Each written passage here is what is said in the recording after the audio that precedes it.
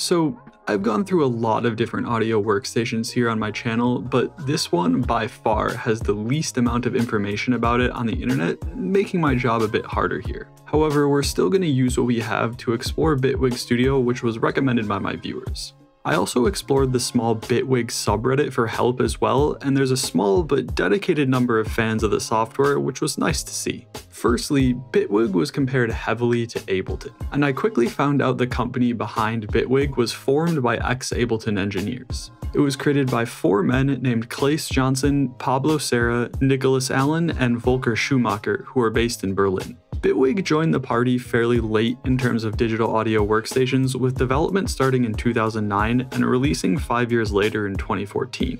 Because of its relatively young age, this video is going to be short and sweet in comparison to some of my others, but it's still got a lot to dig into when it comes to features. It's most definitely capable, as we've previously covered some newer programs that pack a hefty punch, and I think Bitwig is no different here. When you first load up the program, it's immediately apparent that there are many similarities between Bitwig and Ableton, from the docked editing panels, a session view, and the track layout. The company released demo videos in 2012, but unfortunately they've since been privated, which is a shame.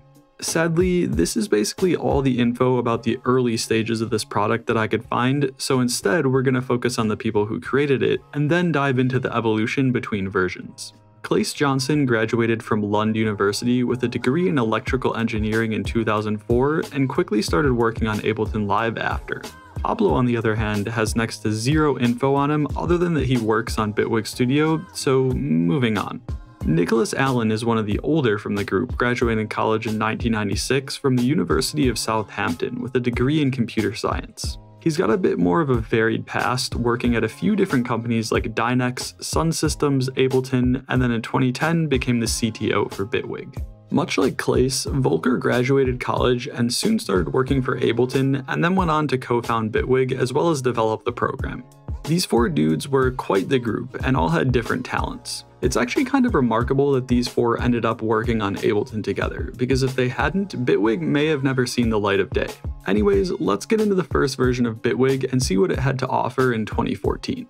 Loading up version 1, it quickly scans for any third-party plugins automatically in the background while you work, which is one feature I desperately wish FL Studio had.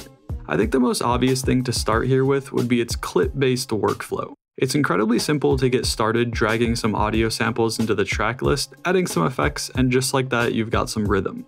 It functions very similarly to Ableton in that it's a very non-linear process, which can take some time getting used to if you aren't familiar. But after testing out basically every DAW out there, I think it's one of the best workflows for me personally.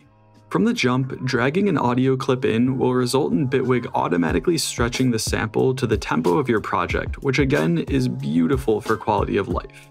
Unfortunately, at the start, there was only one stretching algorithm, but it seems to not be too big of an issue because it still results in high quality warping. At first, it does seem like most other DAWs out there, but there are a few things that differentiate it from the rest of the pack in my opinion. Firstly, it uses different profiles to mold its look to work for the device you're using. For instance, if you just have a laptop with one screen, you can use the single display profile to make things a bit more compact. However, there are many different profiles to fit whatever setup you're using, including a dual monitor and triple monitor setup for those of us who can't stand the thought of being constrained to one screen. Now, to make things a bit more complex, there are multiple different layouts for each profile that are much like the arrange and session view from Ableton. Its stock instruments and effects are also well suited for dance and electronic music along with its workflow, but it's not relegated only to that. They've got a handful of drums to work with, along with a few stock synthesizers as well as a sampler, although the multi-sampler only comes with the full version. Something I can get behind here is their track layout, because you can combine both MIDI and audio into a single hybrid track, and coming from FL Studio, the openness of their playlist is similar to that of Bitwig, but Bitwig's is slightly more refined and constrained. Bitwig also places automation on top of a track instead of in a separate clip, which I'm definitely a fan of and wish more workstations would adopt this type of workflow, or at least have it as an option. Next up, we have the Bitwig piano roll, which is one of its strong suits I think, and is second only to FL Studio's. For whatever reason, most DAWs struggle with creating a feature-rich but easy-to-use piano roll, and something is always just off to me when using other programs' versions of the piano roll. But Bitwig seemed to be fairly intuitive with the default hotkeys and amount of quality of life features like Quick Draw or Folding Notes button. Essentially, it will hide any unused notes on the piano roll so you can bodge your way into only showing notes on the scale that you're using if you'd like to. Lastly, my favorite thing of all from version 1 of this program is the fact that almost every trigger and event is animated, like automation, and even waveforms change based on any modulation you may have on them. I know this isn't exactly a review, but nonetheless, I'm pretty impressed with this program, seeing as generally the first version of a DAW is never as fleshed out as Bitwig was. Bitwig 2 came out 3 years later in 2017. Most of its changes are related to instruments and effects along with its structure rather than big changes to different panels like the mixer or track list. One of the most obvious changes we got would be the Bitwig dashboard. It's sort of like a preference menu from other programs, but also contains tabs for project management along with a help tab. The next big thing here would be that in most of the instruments like polysynth, you're able to use LFOs or low frequency oscillators to control basically any parameter or knob within the instrument. This is a fundamental and, in my opinion, necessary feature with complex instruments nowadays, and it's good to see that this is now possible. If you're confused as to what this means or why it exists, I think a good example of this working beautifully is the VST called Serum. You're able to connect specific knobs such as cutoff, volume, detune, or anything else to an LFO and create your own shape of the oscillator to get really creative sounding effects. Previously, LFOs were generally contained within the plugin itself, but with Bitwig 2, we now have an external modulation device that can interact with basically any parameter on a plugin, and I personally think this is a clever and useful implementation of LFO tools. The real kicker here is that this system now allows for an absurdly powerful option, and that is that you can now modulate parameters of one plugin with a parameter from another plugin like a step sequencer. This is technically possible in some other DAWs, but the implementation in Bitwig far surpasses the others in my opinion. When I started reading about this and writing this script, I assumed Bitwig was kinda just another one of the programs in the sea of DAWs out there to choose from, but holy shit was I wrong. Bitwig has impressed me more than any of the other programs that I've written videos about. Anyways, enough praise, let's move on to version 3. In 2019, Bitwig came out with what I think is their magnum opus.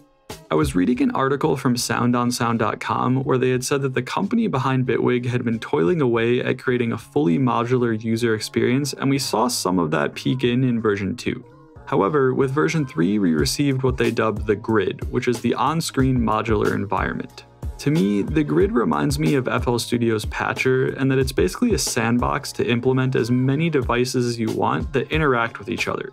It responds to MIDI in and out along with audio much like Patcher. However, with Bitwig we see two different options with their polygrid, which is an instrument-based interface, along with the FX grid, which processes audio signals. I think that this implementation is actually slightly cleaner as each module on the grid fits into an actual grid, where Patcher is generally freeform, allowing for plugins to be stacked on top of one another, which both has positives and negatives. The genius part of this is that the modulation device, which we talked about in version 2, can interact with modules on the grid and vice versa, making a super nerdy sound designer's dream environment. On top of this massive undertaking, Bitwig Studio brought us a few new other things, one of which is an overhaul of their sampler plugin. This technically happened in a later iteration of version 2, but it's still present in version 3. The sampler is now capable of loop crossfading, which prevents annoying clicking as well as smoothly transitioning between the loop point. The loop controls such as the loop position and play position, as well as the length, also get a nice quality of life change with a transition from knobs to being laid on top of the sample that can be dragged to different parts of the waveform. There were also a few new modes added to the sampler, like the cycles mode, which removes the bond between pitch and playback speed, letting you be a little bit more experimental with your sampling. The other new mode is the textures mode, letting you play anywhere from 1 to 300 milliseconds of the sample at once, which they call grains. And now we finally arrive in the current version of Bitwig, which is Bitwig 4, released in 2021. One of the bigger additions here would be the comping tool. Using the clip launcher, you can stack multiple takes on top of one another and then select parts from each that will then be displayed in one longer piece of audio on top. Each part is even color-coded so you can see where it came from. Now, this is certainly possible in other DAWs like Ableton, but Bitwig's implementation here was really intuitive for me when I was testing it out. You can even use the looper to record multiple takes, and each one will be placed in its own lane on the clip launcher, which is a blessing for audio engineers since it removes the need to stop and start with the artist. They can just do as many takes as they'd like while the audio is looping. Later, the engineer can comp parts from each for the final product. Another thing that got added here was almost too complex for me to fully grasp at first because I'm a pretty simple man when it comes to production, but I'll try to explain it as best I can. Bitwig 4 introduced operators, which are similar to the histogram editor available since version 1. The most straightforward example I can think of is using the different note properties like velocity, attack, and decay, and then using operators to apply a spread to each parameter.